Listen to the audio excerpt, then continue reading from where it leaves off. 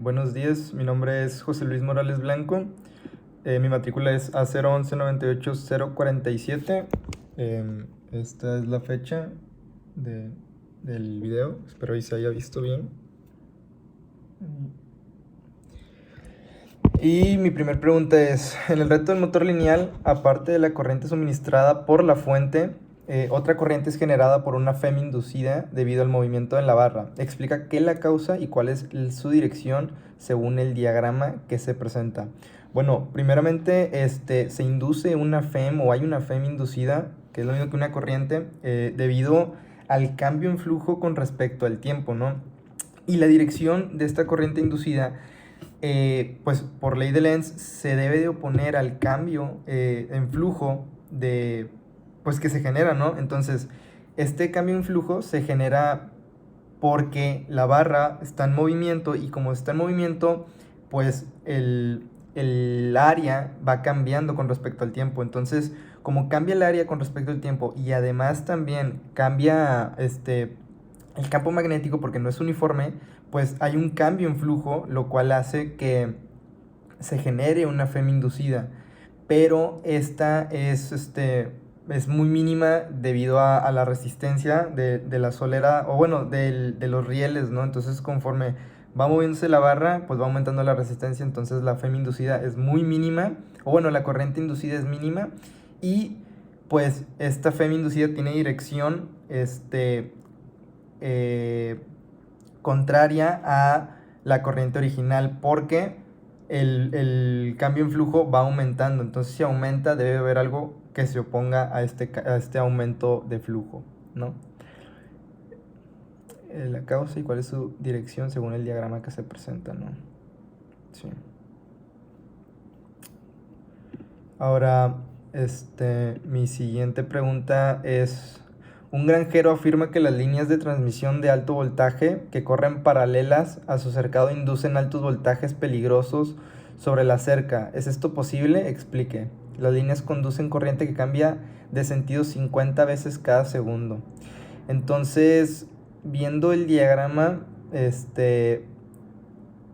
dice que sí es posible que un voltaje se induzca en la cerca, y sí es posible porque nos menciona el problema que la corriente cambia de sentido 50 veces cada segundo. Entonces hay un cambio de sentido en la corriente. Entonces, como la corriente va cambiando con respecto al tiempo, pues la corriente varía, y si la corriente varía, el campo magnético varía. Y si varía el campo magnético, pues varía el flujo. Entonces hay una variación en el flujo con respecto al tiempo, lo cual induce una FEM o induce una corriente en, en el sistema, que en este caso pues es el cercado. Y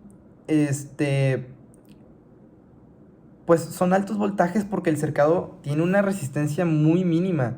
Entonces, como la resistencia no varía y es muy mínima, pues el voltaje la corriente inducida es pues muy alta porque la resistencia es muy mínima, y hay que recordar que la corriente es inversamente proporcional a la resistencia por la ley de Ohm. Entonces, sí es posible que se induzcan altos voltajes peligrosos sobre la cerca porque el cambio en flujo que se ocasiona por el cambio del campo magnético con respecto al tiempo, porque la corriente varía con respecto al tiempo, pues genera una FEM inducida en el cercado.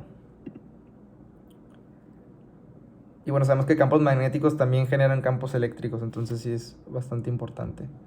Y bueno, ahora mi tercer pregunta es, cuando giramos un imán dentro de una charola de aluminio que está flotando en agua, está roza por una fuerza. Explica cómo es que se genera esta fuerza que mueve la charola. Hay que recordar aquí los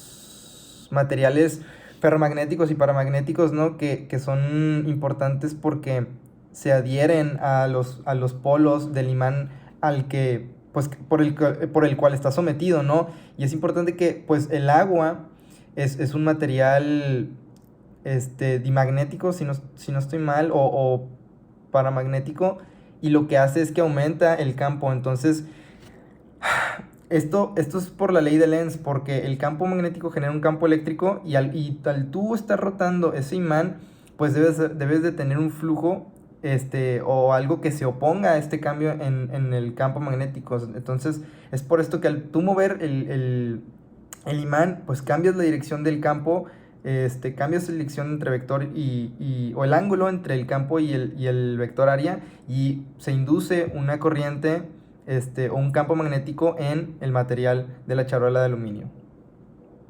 Gracias.